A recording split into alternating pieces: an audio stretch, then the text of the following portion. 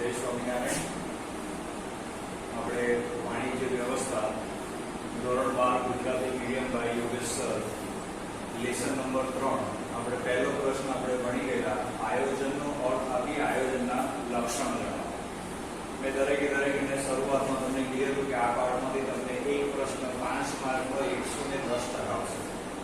તો ચલો પહેલો ક્વેશ્ચન તો આપણે બધા જોયું, આયોજનનો અર્થ આપી આયોજનના લક્ષણ જણાવો. મેં દરેકને એવું કીધું કે 5 માર્કનો ક્વેશ્ચન આવે ત્યારે બધાએ કમ્પલસરી પ્રસ્તાવના આપવાનો. તમે અત્યાર સુધીના જેટલા પણ જૂના પેપર છે બધા પેપરો રિફર કરજો, તેની અંદર એક આ પ્રશ્ન હશે જ. તો આપણે જે પ્રસ્તાવના છે, અર્થ છે, જે બધું શીખી ગયા એ આપણે આ પ્રકૃતિની અંદર પણ આપણે જોવાનું છે. તો આપણે ફરીવાર રિપીટ કરીશું. ચલો દરેક પ્રશ્ન નંબર 2 પરીક્ષામાં તમે પૂછી શકે કે આયોજનના ફાયદા અને મર્યાદાઓ જણાવો. આયોજનની ફાયદા અને મર્યાદા. જો દરેકે પરીક્ષાની અંદર તમને ફક્ત ફાયદા નહીં પૂછાય, પરીક્ષામાં તમને કદાચ ફક્ત મર્યાદા નહીં પૂછાય, બંને ભેગા પૂછાશે. અને દરેક બહુ સહેલું છે. જો તમે પહેલો પ્રશ્ન મોડે કરેલો છે ને તો એમાંથી 50% તો આની અંદર જ આવી જશે. તો પહેલા પ્રશ્નની અંદર આપણે જોયું કે આયોજનના લક્ષણો સર્વવ્યાપી છે, સંચાલનનું સર્વપ્રથમ કાર્ય છે, પછી સમાન અને બૌદ્ધિક પ્રક્રિયા છે, ચોકસાઈ, વિકલ્પોની યાદી, એમાંથી તમારે નિર્ણય પ્રક્રિયા કરવાની, સિમિલર એના જેવું જ બધું આની અંદર આવે છે, એવું કોઈ વિશેષ છે નહીં. ચલો આયોજન પછી આપણે એવું શીખેલા કે આયોજન ભવિષ્ય સાથે સંબંધ ધરાવે છે, ભવિષ્ય માટે આયોજન કરવાનું છે. તો ઘણી વખત એવું થાય છે કે આપણે આયોજન કરીએ તો આયોજન કરવાથી ઘણી વખતે ઘણા બધા આપણને ફાયદા થાય છે, સ્વાભાવિક છે, જે આપણે જોઈશું ને. પણ સાથે સાથે ઘણી વખતે આયોજન કરીએ એની અંદરથી આપણને જે ફાયદા થાય છે એના કરતા ગેરલાભ બધા થાય છે. તો ચાલો જોઈએ દરેકના સૌપ્રથમ પહેલા પ્રસ્તાવના. તો આપણે કઈ પ્રસ્તાવનાની અંદર જોયું? પ્રસ્તાવનામાં પહેલી પ્રસ્તાવના આપણે જોઈ, જેમાં આપણે ભણવામાં આવતું હતું કે લ્યુથર ગુલિનનું સૂત્ર પોસ્ટ-ક્રોપનો પહેલો અક્ષર P એટલે પ્લાનિંગ એટલે કે આયોજન. પછી મેં બીજું કીધેલું K4 એટલે કયું કાર્ય કોણ કરશે, ક્યારે કરશે અને કેવી રીતે કરશે. પછી મેં બીજી એક વ્યાખ્યા બોલેલો વર્તમાનની બારીમાંથી ભવિષ્યમાં ડોકું કાઢી ભવિષ્યની અનિશ્ચિતતાઓનો શું મેળવવું, ત્યાગ મેળવવો. પછી આપણે બીજી એક વ્યાખ્યા જોઈ જેમાં હતું કે ડાયો માણસોને ટૂચકો લગાવતા પહેલા શું કરે, આગળ શું. ચલો પછી આપણે બીજો અર્થ જોયું. આ આપણે કહેવાય છે કે પ્રસ્તાવના. તમારા 4 અર્થ આપો, તમે 4 અર્થ લખવાના છે. પછી તમારો ખ્યાલ. તો ખ્યાલની અંદર આપણે જે બધી પ્રવૃત્તિ કરવી છે એ પ્રવૃત્તિનો આપણે ખ્યાલ મેળવવો અને પ્રવૃત્તિ યોગ્ય રીતે થાય તેના માટેનું કહેવાય છે કે જે કંઈ કાર્ય કરીએ તેને શું કહેવાય, તેને સંચાલન, તેને આયોજન કહેવાય, કન્સેપ્ટ. પછી આપણે વ્યાખ્યા જોઈ લઈએ. એમાં મેં તમને બધાને કીધું તો આપણે આ કહેવાય છે કે લેખક છે, બહુ સહેલા છે. અને લેખકનું નામ છે ડોક્ટર વિલી ગોએટ્સ. મેં એવું કીધું આગળ દરેક અસરી લખજો. ડોક્ટર વિલી ગોએટ્સના મતે આયોજનનું કાર્ય એટલે કયું કાર્ય, પસંદગીનું કાર્ય.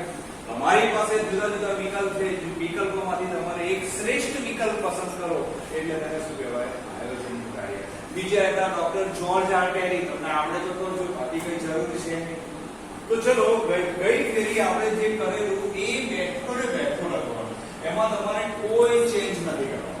ઓકે, ચલો જોઈએ તેના ફાયદા. ભાઈ આપણને કયા પ્રકારના ફાયદા આયોજન કરવાથી. તો પહેલો ફાયદો થાય છે આયોજન કરવાથી એકમની બધી જ પ્રવૃત્તિઓ કેવી થાય છે, વ્યવસ્થિત. તો દરેક ના ભાઈ આપણે મોટા ભાગની દરેક પ્રવૃત્તિમાં આયોજન કરીએ છીએ. જો આયોજન કરીએ છીએ તો બધી જ પ્રવૃત્તિ કેવી થાય છે, વ્યવસ્થિત થાય. નો ડાઉટ કોઈક વખતે આયોજન કરવાથી કોઈક પ્રવૃત્તિ વ્યવસ્થિત ના થાય, પણ વ્યવસ્થિત 100%. જો અહીંયા આગળ બધી જ પ્રકારની પ્રવૃત્તિઓ વ્યવસ્થિત થાય જો આયોજન કરીએ તો. નંબર 2 માં તમને આપી છે સાધનોનો બગાડ આપણે અટકાવી શકાય છે. સાધન એટલે કયા, ઉત્પાદનના 4 સાધનો જમીન, મૂડી, શ્રમ અને મૂડી. જમીન, મૂડી, શ્રમ અને નિયોજન. તો આ જે બી સાધન છે એ સાધનોનો તમે બગાડ પણ તમે શું કરી શકો છો, અટકાવી શકો છો. તો જો આપણે એક આવો ફાયદો થઈ શકે છે, તમારે દરેકના એક જ લીટીમાં લખવાનું છે, બહુ સહેલું છે. આયોજનથી અનિશ્ચિતતા ઘટે. હવે આપણે બધાને ખબર છે કે આયોજન કોની સાથે સંબંધ ધરાવે છે, ભવિષ્ય સાથે. ભવિષ્ય કેવું છે, અનિશ્ચિત. તો આપણે અનિશ્ચિતતા ઘટાડવા માટે તો આપણે શું કરીએ છીએ, આયોજન કરીએ છીએ. તેનો અર્થ એ કે અનિશ્ચિતતાને શું કરે છે, ઘટાડે છે. ફરી એકવાર નંબર 1 પહેલા એકમની બધી જ પ્રવૃત્તિઓ વ્યવસ્થિત થાય છે, સાધનોનો બગાડ અટકાવી શકાય છે, અનિશ્ચિતતા ઘટે છે, ચોકસાઈ વધે છે. જો દરેકના ભાઈ દરેક વ્યક્તિ કહેવાય છે કે પોતે ઈચ્છે છે કે જે કંઈ કામ થાય કેવું થાય, ચોક્કસ થાય. ચોક્કસ એટલે પરફેક્ટ થાય. કેવું થાય? પરફેક્ટ. ગાંધીજી પોતે કહેવાય છે કે ભારતની આઝાદી માટે લડતા હતા, એ પોતે એવું ઈચ્છતા હતા કે બધું જ કામ કેવું થાય? ચોક્કસ. ચોક્કસ એટલે પરફેક્ટ. શું કહેવાય? પરફેક્ટ. તો જો તમે આયોજન કરો તો બધું કાર્ય કેવું થાય? પરફેક્ટ. તમારે બહારગામ જવું છે, તમારે કહેવાય છે કે ગાડી લઈને જવું છે, તો તમે ગાડીની કહેવાય છે કે હવા ચેક કરી લો, તો પાણી ચેક કરી લો, બધી રીતે તમે પરફેક્ટ ચેક કરી લો, તો બધું કામ કેવું થાય? ચોક્કસ. જો ચોકસાઈ વધે છે, જે સિદ્ધિ માટે કેવું છે? ઉપયોગી છે. તો દરેકે આપણે બધા ભણી ગયેલા, આપણે લક્ષણમાં આવતું એક લક્ષણ કયું હતું? ચોકસાઈ. આવું ને તમે આયોજન કરવા માટે જે કઈ માહિતીનો ઉપયોગ કરો છો, બધી માહિતી સાથે સાથેની પદ્ધતિ કેવી હોવી જોઈએ? ચોક્કસ હોવી જોઈએ. સાથે આપણે આગળ પણ ભણી ગયેલા, મેં દરેકને કીધેલું કે બધા લક્ષણો એક લખી દે. ધ્યેય સિદ્ધિ માટે કેવું છે? જરૂરી છે. તો આની કહેવાય છે કે તમારી ધ્યેય સિદ્ધિ, જો તમે આયોજન કરો તો તમારી ધ્યેય સિદ્ધિ પણ કેવી બની જાય? સરળ બની જાય. તો ચલો ભાઈ, બહુ સહેલું છે. ફરી એકવાર નંબર 1, એકમની બધી જ પ્રવૃત્તિઓ વ્યવસ્થિત થાય છે. નંબર 2, સાધનોનો બગાડ અટકાવી શકાય છે. નંબર 3, અનિશ્ચિતતા ઘટે છે. નંબર 4, ચોકસાઈ વધે છે. નંબર 5, ધ્યેય સિદ્ધિ માટે ઉપયોગી છે. નંબર 6, સંચાલન કાર્યમાં સરળતા રહે છે. ચલો આપણે સંચાલન કરીએ તો સંચાલન એટલે શું? સંચાલન એટલે આયોજન, વ્યવસ્થા, દોરવણી અને અંકુશ. સૌપ્રથમ કાર્ય કયું છે? આયોજન. જો યાદ રાખજો, પહેલું કાર્ય સારું થાય એટલે પછીના બધા કાર્યો કેવા થાય? સારા. તો જો પહેલું કાર્ય તમે સરળતાથી કરો તો પહેલા કાર્યમાં સરળતા આવી જાય, તેના પછી વ્યવસ્થા, દોરવણી, અંકુશ બધા જ કાર્યોમાં શું રહે છે? સરળતા રહે છે. પ્રથમ દ્રાક્ષ મક્ષી ગાયું, ગુજરાતીમાં બોલીએ છીએ આપણે કે પહેલું કામ સારું થાય તો બધા કામ સારા. ચલો, કર્મચારીનો સહકાર પ્રાપ્ત થાય છે. જો કે દરેક જણા કહેવાય છે કે શું છે? કર્મચારી છે. એ કર્મચારી દરેક કર્મચારી એવું ઈચ્છે છે કે ભાઈ હું જે કંઈ કામ કરું તે મને સારામાં સારું કામ કરવું છે. સારામાં સારું કામ ક્યારે થાય છે? જ્યારે આપણે તેને આયોજન આપીએ. આયોજન પ્રમાણે કામ કરે, બધું કહેવાય છે કે સમયસર, કહેવાય છે કે નિશ્ચિત ધોરણે જો કામ થાય તો તમને શું આપે? સહકાર આપે. શું આપે? સહકાર. ચલો, બધા જ કાર્યો કહેવાય છે કે શું થાય છે? કહેવાય છે કે સરળતાથી પ્રાપ્ત થાય છે. અસરકારક અંકુશ રાખી શકાય. જો ભાઈ યાદ રાખજો, આના પછી આપણે પાઠમાં પાઠ આખો ભણવાનો છે જેનું નામ છે અંકુશ. સંચાલનનું સૌપ્રથમ કાર્ય કયું છે? આયોજન. તો છેવટનું કાર્ય કયું છે? અંકુશ. આયોજન સારું હોય તો છેવટ પણ કેવું હોય? સારું છે. અંકુશ પણ કેવું છે? સારામાં સારી રીતે રાખી શકાય. આપણે આગળ શીખી ગયેલા એકમમાં ઘણી બધી પ્રવૃત્તિ આયોજન પ્રમાણે થાય છે કે નહીં તે જોવી અને તેમાં ભૂલો શોધીને સુધારવી, એટલે તેને અંકુશ. પણ તમારું આયોજન સારું હોય તો ભૂલો થવાની કોઈ શક્યતા રહેતી જ નથી. તો તમારું અંકુશ પણ કેવું થઈ જાય છે? સરળ થઈ જાય છે. સાથે વિવિધ પ્રવૃત્તિઓ વચ્ચે સંકલન પણ રાખી શકાય. સંકલન એટલે આપણે આગળ શીખી ગયેલા કોઓર્ડિનેશન, એકબીજાને સારામાં સારી રીતે આપણે શું કરી શકીએ છીએ? જોડી પણ શકીએ છીએ. જો હવે દરેકને આપણે જોઈએ તો કઈ આગળ પેનથી અંડરલાઈન કરજો. ચોકસાઈ, ત્યાર પછી ધ્યેય સિદ્ધિ, તો ત્યાર પછી આ બધું કહેવાય છે કે સરળતા, સંચાલન કાર્યમાં સરળતા, સહકાર, અંકુશ, સંકલન. જો બધા શબ્દો આપણે મોટા ભાગે તમને લોકોને આયોજનના કહેવાય છે કે લક્ષણોની અંદર આવી એકદમ થઈ ગયું સરળ. જો તમે બરાબર કર્યું બધું એ પ્રમાણે તમારે લખવાનું છે. ફરી એકવાર નંબર 1, એકમની બધી જ પ્રવૃત્તિઓ વ્યવસ્થિત થાય છે. નંબર 2, સાધનોનો બગાડ અટકાવી શકાય છે. નંબર 3, અનિશ્ચિતતા ઘટે છે. નંબર 4, ચોકસાઈ વધે છે. નંબર 5, ધ્યેય સિદ્ધિ માટે ઉપયોગી છે. નંબર 6, સંચાલન કાર્યમાં સરળતા રહે છે. નંબર 7, કર્મચારીઓનો સહકાર પ્રાપ્ત કરી શકાય છે. નંબર 8, અસરકારક અંકુશ રાખી શકાય છે. નંબર 9, વિવિધ પ્રવૃત્તિઓ વચ્ચે સંકલન પણ રાખી શકાય છે. મને એવું લાગે છે કે મને ભણાવતા અહીંયા કદાચ 10 મિનિટ થાય, પણ જો તમે ઘરે શાંતિથી તૈયાર કરશો તો ખાલી 5 મિનિટમાં તમારા ફાયદા મોડે થઈ જાય એવા છે. ચલો, એક સિક્કાની બે બાજુ. King and tell. રાજા હોય તે રાણી હોય, ફાયદા હોય ત્યાં મર્યાદા હોય અને હોય. તો દરેકના ભાઈ પરીક્ષાની અંદર તમને આયોજનની કહેવાય છે કે ઘણી વખતે એકનો પ્રશ્ન પૂછાય છે, મર્યાદા પણ પૂછાય છે, કારણ કે મર્યાદા વધારે અગત્યની છે. તો ચાલો જોઈએ દરેકના. હમણે આપણે એવું ભણી ગયા કે આયોજન કેવું છે? સર્વવ્યાપી. ભાઈ લક્ષણમાં પહેલું લક્ષણ આપું હતું સર્વવ્યાપી. આર્થિક, સામાજિક, રાજકીય, ધાર્મિક, શૈક્ષણિક દરેક ક્ષેત્રમાં આયોજન જોવા મળે છે. પછી આપણે એવું શીખી ગયેલા કોઈ પણ પ્રવૃત્તિમાં આયોજન વગર ચાલી શકે એમ છે નહીં. તમે કોઈ પણ પ્રવૃત્તિ કરો XY Z સર્વવ્યાપી છે. દરેક ક્ષેત્રમાં દરેક કાર્યમાં આયોજન કરવું એટલે કે પ્રવૃત્તિઓનો અર્થદર્શક છે. હવે આગળ પ્રવૃત્તિમાં તમારે અર્થદર્શક એટલે શું? પ્રવૃત્તિમાં તમારે આગળ કેમ વધવું એનું તમને માર્ગદર્શન આપે છે. એ આપણે ગૂગલ મેપ છે, ગૂગલ મેપ તમને આગળ જવા માટે માર્ગદર્શન આપે. એમ તમારી બધી પ્રવૃત્તિઓ માટે આયોજન છે. એ આયોજન તમારું શું છે? અર્થદર્શક છે. પરંતુ યાદ રાખજો, આયોજન સંપૂર્ણ નથી. આયોજન સંપૂર્ણ નથી. તમે આયોજન કરશો એટલે તમારું કામ 100% સફળ એવું ના કહી શકાય. ભાઈ યાદ રાખજો, તમે આયોજન કરો એટલે તમારું બધું જ કાર્ય થઈ ગયું સંપૂર્ણ નથી. હા, અપૂર્ણ પણ નથી. ભાઈ આયોજન કરવાથી તમને મુશ્કેલી જ આવે એવું પણ નથી. હા, આયોજન કરવાથી તમારી સામે જે કઈ મુશ્કેલીઓ આવવાની છે એ મુશ્કેલીઓમાં ઘટાડો થાય છે. મુશ્કેલીઓમાં શું થાય છે? ઘટાડો થાય છે. એથી આપણે એવું કહી શકીએ કે આયોજન સંપૂર્ણ પણ નથી અને અપૂર્ણ પણ નથી.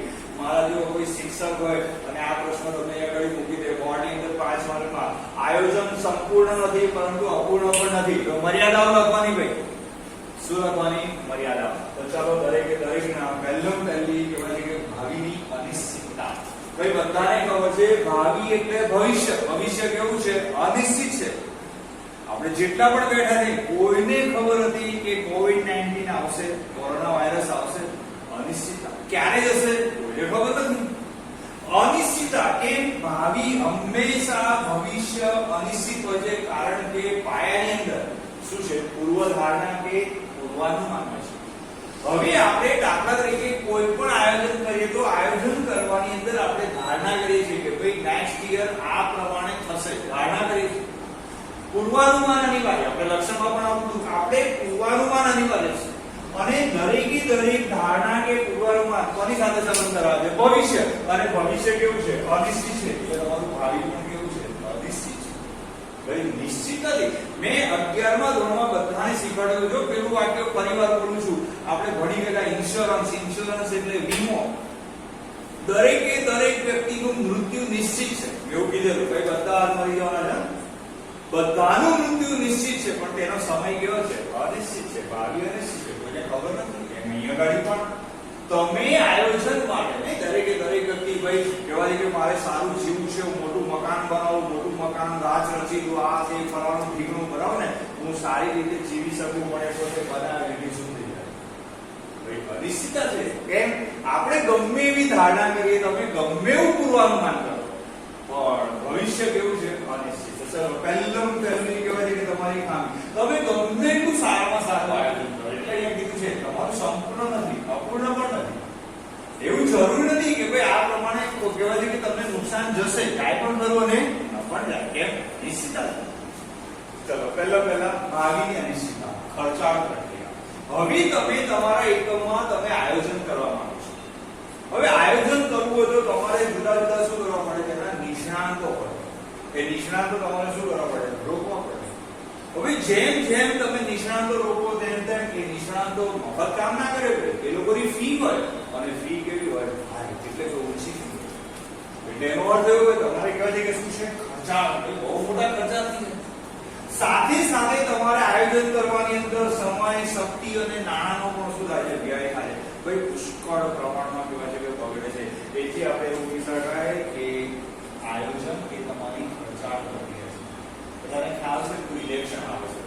ઇલેક્શનની અંદર કોઈ ઉમેદવાર છે પોતે ચૂંટણીમાં ઉભો રહે, પછી પોતે આયોજન કરે. ભાઈ તમે જોજો એ લોકો પણ હવે કહેવાય છે કે બધા નિષ્ણાંતોને રાખે છે કે ભાઈ પબ્લિક પાસેથી વોટ લેવા છે તો કેવી રીતે વોટ લેવા, કયા પ્રકારના કાર્યક્રમ મૂકવા, શું કરવું, આના બધા નિષ્ણાંતો છે. એક કિશોર કરીને કહેવાય છે કે આનું કહેવાય છે કે શું છે? નિષ્ણાંત વ્યક્તિ છે. તમને ચૂંટણી જીતાઈ આવે એના માટેના પોતે પૈસા લે, એની એકદમ ઊંચી ફી, સમય, શક્તિ, નાણાં આ બધા તમારી પાસે કહેવાય છે કે શું થાય? સમય બગડે અને પછી રિઝલ્ટ આવે, તમે હારી ગયા. બરાબર ને? તેનો અર્થ એવો કે ખર્ચાળ પ્રક્રિયા. કેવી પ્રક્રિયા? તમે સારામાં સારું આયોજન કરો. બરાબર ને? જોરદાર આયોજન કરો. બરાબર ને? ભાઈ દાખલા તરીકે ઉત્તરાયણ આવવાની છે. ઉત્તરાયણની અંદર તમે કહેવાય છે કે નક્કી કરો કે ભાઈ આ વર્ષે જલસાથી આપણે ઉત્તરાયણ કરવી છે, પતંગ દોરો, આ તે તમારા મિત્રો બધાને ભેગા કરો, પણ ઉત્તરાયણના દિવસે વરસાદ આવે તો બધું નકામું. એટલે અહીંયા આગળ આપણે એવું કહી શકાય કે અનિશ્ચિત છે, સાથે કહેવાય છે કે લાંબા ખર્ચાળ પ્રક્રિયા. તમે આયોજન કરો એટલે તમારે વિવિધ પ્રકારના ખર્ચા થાય છે. ફરી એકવાર ભાવિની અનિશ્ચિતતા. નંબર 2 ખર્ચાળ પ્રક્રિયા. નંબર 3 લાંબી પ્રક્રિયા. હવે તમે જ્યારે આયોજન કરો છો, આયોજન કરવા માટે તમારે જુદી જુદી માહિતી શું કરવી પડે? ભેગી કરવી. હવે જુદી જુદી તમારે માહિતી ભેગી કરવાની. હવે એમાં કેટલીક માહિતી કામની હોય, કેટલીક માહિતી કેવી હોય? નકામી હોય. તો તમારે તેનું શું કરવું પડે? વર્ગીકરણ. વર્ગીકરણ એટલે તમારે જુદી જુદી માહિતી અલગ અલગ કરવી પડે, તેનું વિશ્લેષણ કરવું પડે, તેનું અર્થઘટન કરવું પડે. કેટલીક માહિતી કાચી હોય, કેટલીક માહિતી અર્ધ હોય, તૈયાર હોય, કેટલીક માહિતી તમારી તૈયાર માહિતી હોય. તો તમારે તમારી પાસે જે કઈ માહિતી આવે છે તમારે વર્ગીકરણ કરવું પડે, વિશ્લેષણ કરવું પડે, અર્થઘટન કરવું પડે. કોઈ માહિતી ક્યાં કામ લાગશે, કેટલા સમય માટે કામ લાગશે, કોઈ માહિતી કહે છે કે નકામી છે તો તેને દૂર કરવી. તો આની અંદર ખૂબ જ સમય જાય છે. એટલે એનો અર્થ એવો થયો કે તમારો ઘણો બધો સમય બગડે છે. એટલે એનો અર્થ એવો કે તમારી પ્રક્રિયા કેવી પ્રક્રિયા છે? લાંબી પ્રક્રિયા છે. ચાલો ફરી એકવાર. નંબર 1 ભાવિની અનિશ્ચિતતા. નંબર 2 ખર્ચાળ પ્રક્રિયા. નંબર 3 લાંબી પ્રક્રિયા. નંબર 4 આયોજન કેવું છે? અપ્રસ્તુત. જો દરેકે દરેક મેં તમને કીધું, તમે લોકો દરેકે દરેક બરાબર લક્ષણ કરશો ને તો તમને કહેવાય છે કે આ પ્રશ્નમાં કોઈ મુશ્કેલી નહીં પડે. તો જો એમને લખ્યું છે પરિવર્તનશીલતા. તો આપણે ભણી ગયેલા કે આયોજન કેવું છે? પરિવર્તનશીલ છે. સમય અને સંજોગો પ્રમાણે શું કરી શકાય છે? ફેરફાર કરી શકાય. હવે માની લો કે તમે આયોજન કર્યું. હવે તમે આયોજન કર્યું, પણ આયોજન કર્યા પછી સમયમાં ફેરફાર થઈ ગયો, સંજોગોમાં ફેરફાર થઈ ગયો. તો તમારું જૂનું આયોજન છે કેવું છે? અપ્રસ્તુત એટલે નકામું થઈ ગયું. તો આ ભાઈ તમે આયોજનની પાછળ પુષ્કળ ખર્ચ કર્યો છે, એની પાછળ તમે ઘણો બધો સમય બગાડ્યો છે, અને પછી તમને ખ્યાલ આવે કે ભાઈ આ આયોજન કામ લાગશે નહીં. હવે સમય બદલાયો, સંજોગો બદલાયો, તમારે આયોજન શું કરવું પડે? ચેન્જ કરવું પડે. તમે આયોજન ચેન્જ કરો એટલે પછી ફરીવાર તમારે નવું આયોજન મૂકવું પડે. એટલે એનો અર્થ આયોજન કેવું છે? અપ્રસ્તુત બની જાય છે. તો આ એક આપણી ઘરે ખામી. ફરીવાર તમારે નવું બનાવવું, ફરી પાછું તમારે નવું બનાવવું. બરાબર? ફરીવાર. નંબર 1 ભાવિની અનિશ્ચિતતા. નંબર 2 ખર્ચાળ પ્રક્રિયા. નંબર 3 લાંબી પ્રક્રિયા. નંબર 4 આયોજન અપ્રસ્તુત છે. નંબર 4 શું છે? નંબર 5 જડતા પ્રેરે છે. ચલો ભાઈ, દરેકે દરેક ભાઈ ઘણી વખતે કહેવાય છે કે શું છે? તો કે જ્યારે આયોજનનો કર્મચારી દ્વારા શું થાય છે? અમલ થાય છે. જ્યારે આયોજનનો કર્મચારી દ્વારા શું થાય છે? અમલ થાય છે. ત્યારે અમલ દરમિયાન કહેવાય છે કે વિપરીત પરિસ્થિતિમાં કર્મચારી કહેવાય છે કે શું છે? આયોજનમાં પરિવર્તન કરી શકતા નથી. ચલો તમને એક નાનું એક્ઝામ્પલ આપું. દાખલા તરીકે ભાઈ કોઈક નેતા છે, એ નેતા રોડ ઉપરથી પસાર થઈ ગયો છે. તમને બધાને ખ્યાલ હશે કે જ્યારે કોઈક નેતા, મોટો નેતા રોડ ઉપરથી પસાર થાય ત્યારે આજુબાજુ બધી પોલીસો ઊભી થઈ જાય, અવર જવર બધી બંધ કરી દે. ઇન બિટવીન ત્યાં આગળ કોઈ એક દર્દી છે, કોઈ એક વ્યક્તિ છે, બીમાર થઈ ગયો છે, તેને રોડ ક્રોસ કરીને સામે દવાખાને જવું છે, પણ તમે જોજો પોલીસ નહીં જવા દે. પોલીસ પોતે કહેવાય છે કે તેને ત્યાં આગળ નહીં જવા દે. કેમ નહીં જવા દે? કારણ કે તેની પાસે પહેલેથી આયોજન આવી ગયું છે. કેવું આયોજન આવી ગયું છે? કે જ્યાં સુધી નેતા પસાર થાય ત્યાં સુધી કોઈને જવા દેવું નહીં. હવે એક બાજુ તમે જોયું તો પેલો બીમાર વ્યક્તિ છે, તેને સામે જવું પડે એવું છે, પણ નહીં જવા દે. એટલે શું કરે છે? જડતા એક્ઝિક્યુટ. કેમ? કારણ કે તેને ઉચ્ચ અધિકારી છે, ઉચ્ચ અધિકારી તરફથી તેને કહેવાય છે કે શું છે? શિક્ષા કે દંડ થવાનો ભય રહે છે. જેને કારણે પોતે આયોજનને વળગી રહે છે. આયોજનને વળગી રહે છે એટલે જડતા પ્રેરે છે. પોતે એમાં પરિવર્તન કરવા માંગે છે, છતાં પણ પોતે પરિવર્તન કરી શકતો નથી. માટે તમને આપી છે કે અમલ દરમિયાન કોઈક વિપરીત પરિસ્થિતિ આવે ત્યારે કર્મચારી તેમાં પરિવર્તન કરી શકતો નથી. બરાબર ને? કારણ કે એના ઉપરી અધિકારી તરફથી જો એ પોતે આયોજનનો અમલ ના કરે તો ઉપરી અધિકારી તેને શિક્ષા કરે, તો તેને શું કરે? દંડ કરે. આવી એને એક બીક રહેતી હોય છે. તો આ પણ એક એની મર્યાદા છે, જેનું નામ છે જડતા પ્રેરે છે. ફરીવાર, ભાવિની અનિશ્ચિતતા, ખર્ચાળ પ્રક્રિયા, લાંબી પ્રક્રિયા, આયોજન અપ્રસ્તુત છે, જડતા પ્રેરે છે. હવે આવે છે બાહ્ય પરિસ્થિતિની અનિશ્ચિતતા. ચલો, એકમમાં બે પરિબળ અસર કરે. કોઈ પણ એકમમાં બે પરિબળો આવે, એક આંતરિક પરિબળ અને એક બાહ્ય પરિબળ. કોઈ પણ એકમમાં બે પરિબળો અસર કરે, એક આંતરિક પરિબળ, તો બીજા કયા છે? બાહ્ય પરિબળ. આંતરિક પરિબળ એકમની અંદરના પરિબળ જેના પર સંચાલકોનો અંકુશ છે, એટલે તેનું કોઈ આપણને કહેવાય છે નુકસાન થતું નથી. આંતરિક પરિબળો, દાખલા તરીકે કર્મચારીની હડતાલ. કર્મચારીની હડતાલ પડે તો સંચાલક છે, સંચાલક તેના પર કાબુ મેળવી શકે છે અને આંતરિક પરિબળ કહેવાય. પણ બાહ્ય પરિબળ ઉપર સંચાલકનો કોઈ અંકુશ છે નહીં. કારણ કે દાખલા તરીકે તમને આપી છે તેજી અને મંદી. ભાઈ કોઈને ખબર નથી ક્યારે તેજી આવશે, ક્યારે મંદી આવશે, પેટ્રોલના ભાવ વધી જવા ઘટી જવા, બરાબર ને? તો આ બધા તમારા બાહ્ય પરિબળો છે. હવે તમે ગમે એટલું સારામાં સારું આયોજન કરો પણ ઘણી વખતે બાહ્ય પરિબળ છે એ તમારા આયોજનને વેરવિખેર કરી નાખે છે. કારણ કે બાહ્ય પરિબળો કેવા છે? અનિશ્ચિત છે. ભાઈ દાખલા તરીકે તમને બધા કહેવાય છે કે આપણે કોઈ દુકાન શરૂ કરી, માની લો કે આપણે મોબાઈલની દુકાન શરૂ કરી. હવે મોબાઈલની દુકાન શરૂ કરી, મોબાઈલ વેચવાના શરૂ કર્યા અને આપણે બધાને ખબર છે કે ચાઇનાનો વિરોધ થઈ રહ્યો છે. હવે આપણે મોટા ભાગે ચાઇનાની જ વસ્તુ વેચવા રહ્યા છે. હવે આખા દેશની અંદર કહેવાય છે કે શું થઈ ગઈ? વાત થઈ ગઈ ભાઈ ચાઇનાની કોઈ વસ્તુ ખરીદવી નહીં, ચાઇનાની એપ પર કહેવાય છે કે બેન થઈ ગયો. હવે આપણે બધું એ જ રહ્યા છે. આપણે આ માટે કયું પરિબળ કહેવાય? બાહ્ય પરિબળ. તમે ગમે એટલું સારામાં સારું ભાઈ હું દુકાન શરૂ કરીશ, સારામાં સારી દુકાન ચલાવીશ, બરાબર ને? તમારું જે કઈ આયોજન છે બધું જ આયોજન કેવું? નિષ્ફળ. કેમ? બાહ્ય પરિબળ. ચાલો ફરી એકવાર. ભાવિની અનિશ્ચિતતા, ખર્ચાળ પ્રક્રિયા, લાંબી પ્રક્રિયા, આયોજન અપ્રસ્તુત છે, જડતા પ્રેરે છે, સાથે સાથે બાહ્ય પરિબળોની અનિશ્ચિતતા, અપૂરતી માહિતી. ચલો હવે આપણે આયોજન કરીએ ત્યારે જુદી જુદી જગ્યાએથી માહિતી આપણે શું કરીએ છીએ? એકત્રિત કરીએ. આપણે લક્ષણો અપનાવવું, પછી તેનું વર્ગીકરણ કરવાનું. આપણે આગળ પણ શીખી ગયા તો તેનું વર્ગીકરણ કરવાનું, તેનું વિશ્લેષણ કરવાનું, તેનું અર્થઘટન કરવાનું. પણ ઘણી વખતે તમને જે કઈ માહિતી મળે એ માહિતી કેવી હોય? અધૂરી હોય અથવા તો કેવી હોય? અસ્પષ્ટ. તમને જે કઈ તમે ભાઈ દાખલા તરીકે આયોજન કરવા માંગો છો, એ આયોજન માટેની ભાઈ તમે લોકો બોર્ડની પરીક્ષા આપવા માંગો છો. બોર્ડની પરીક્ષામાં તમે કોઈ પેપરની તૈયારી કરી અને તમે કોઈને પૂછ્યું કે ભાઈ બોર્ડમાં તમને કેવી રીતના પ્રશ્નો તમને પૂછાય, કેટલા માર્કના પૂછાય, શું છે? હવે કોઈની પાસે આવી અધૂરી માહિતી પણ તમને આપી દે તો તમારું રિઝલ્ટ ખરાબ થઈ જાય. માટે કહેવાય છે કે જ્યારે તમારી પાસે આવી કોઈ અધૂરી કે અસ્પષ્ટ માહિતી આવી જાય ત્યારે પણ તમારું આયોજન કેવું જાય છે? નિષ્ફળ. કેવું જાય? નિષ્ફળ. ફરી એકવાર. ભાવિની અનિશ્ચિતતા, ખર્ચાળ પ્રક્રિયા, લાંબી પ્રક્રિયા, આયોજન અપ્રસ્તુત છે, જડતા પ્રેરે છે, પછી બાહ્ય પરિબળોની અનિશ્ચિતતા, અપૂરતી માહિતી, પછી તમને આપી છે કર્મચારીઓની કાર્ય સર્જનાત્મકતામાં અવરોધો. ભાઈ દરેકે દરેક કર્મચારીમાં નવું કાર્ય કરવાની શું હોય છે? રસ હોય છે. દરેક કર્મચારીમાં નવું કાર્ય કરવાની કહેવાય છે કે ધગશ છે, સર્જનાત્મકતા. હું કંઈક નવું કરું. પણ હવે દરેક કર્મચારીને ઉપરથી આદેશ આપવામાં આવે છે ભાઈ તમારે કામ કરવાનું. કેવી રીતે કરવાનું? આયોજન પ્રમાણે જ કરવાનું. હવે એ આયોજનને અનુસરે છે. જો આયોજનની બહાર જાય તો તેને શિક્ષા કે દંડ થાય.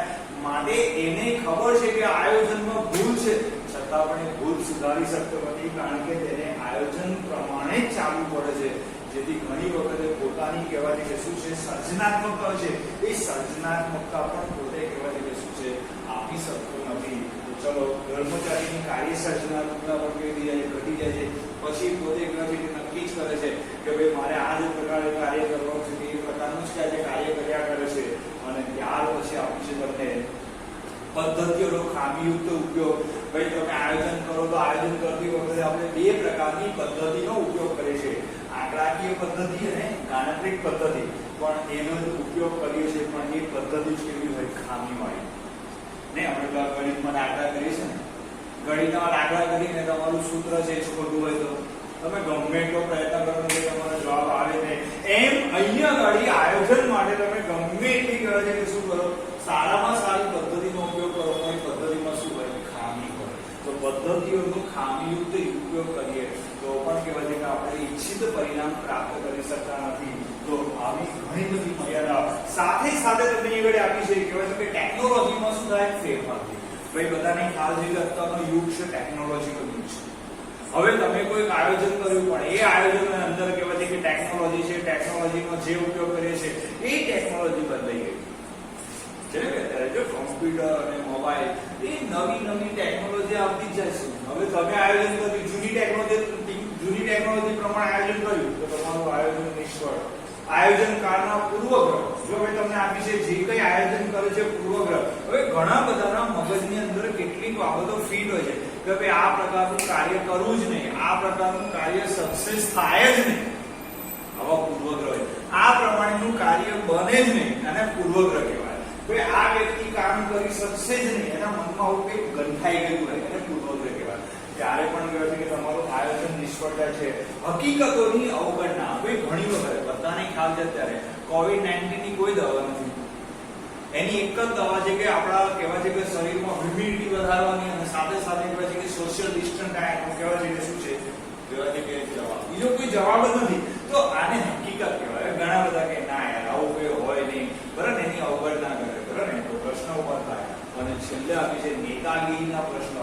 ભાઈ તમારો નેતા છે એ પણ જો યોગ્ય ન હોય તો પણ તમારું આયોજન તમે ગમે એટલું સારું કરો એ તમારું કેવું જાય, નિષ્ફળ જાય. તો આ છે તમારી મર્યાદા. ફરીવાર નંબર 1 ભાવિની અનિશ્ચિતતા, નંબર 2 પ્રચાર પ્રક્રિયા, નંબર 3 લાંબી પ્રક્રિયા, નંબર 4 આયોજન સાથે અપ્રસ્તુત, જડતા પ્રેરે છે, બાહ્ય પરિસ્થિતિની અનિશ્ચિતતા, અપૂરતી માહિતી, કર્મચારીની કાર્ય સર્જનાત્મકતામાં અવરોધ, પદ્ધતિઓનો ખામીપૂર્વક ઉપયોગ, સાથે સાથે કહેવાય છે કે આમાં તમારું કોઈ લખવાનું નથી, ખાલી કહેવાય છે કે નામ જ લખી દેવાના છે, ટેકનોલોજીમાં ફેરફાર, આયોજનકારના પૂર્વગ્રહ, હકીકતોની અવગણના અને નેતાગીરીના પ્રશ્નો. તો આ થઈ તમારી મર્યાદા. આ ફાયદા અને મર્યાદા. ભાઈ દરેકના આ પાઠમાંથી તમને 5 માર્કના 4 ક્વેશ્ચન આવવાના છે. 4 ક્વેશ્ચનમાં મેં તમને અહીંયા આગળ કહેવાય છે કે 2 ક્વેશ્ચન ચાલ્યા આપણા. પહેલા આયોજનનો અર્થ અને તેના લક્ષણો જણાવો. બીજો આયોજનના ફાયદા અને મર્યાદા. હવે આપણને આવશે આયોજનની પ્રક્રિયા, જે આપણે નેક્સ્ટ પીરિયડની અંદર આપણે જોઈશું. દરેકના કઈ આ પ્રમાણે તૈયારી કરજો. સાથે સાથે મેં દરેકને 20-20 માર્કના તમારા ટેસ્ટ પણ મૂકીશ, એ પણ જરા જોડે સોલ્વ કરતા રહેજો. તો તમને કહેવાય છે કે પરીક્ષાની અંદર બોર્ડની પરીક્ષામાં 55 માર્ક લાવતા તમને કોઈ રોકી શકશે નહીં. તો બાકીનું છે કે પછી આપણે નેક્સ્ટની અંદર આપણે કહેવાય છે કે નેક્સ્ટ પીરિયડની અંદર આપણે જોઈશું આયોજનના પાર્ટની અંદર ત્રીજા ક્વેશ્ચનની અંદર. બાકી દરેક જણને જય સ્વામી.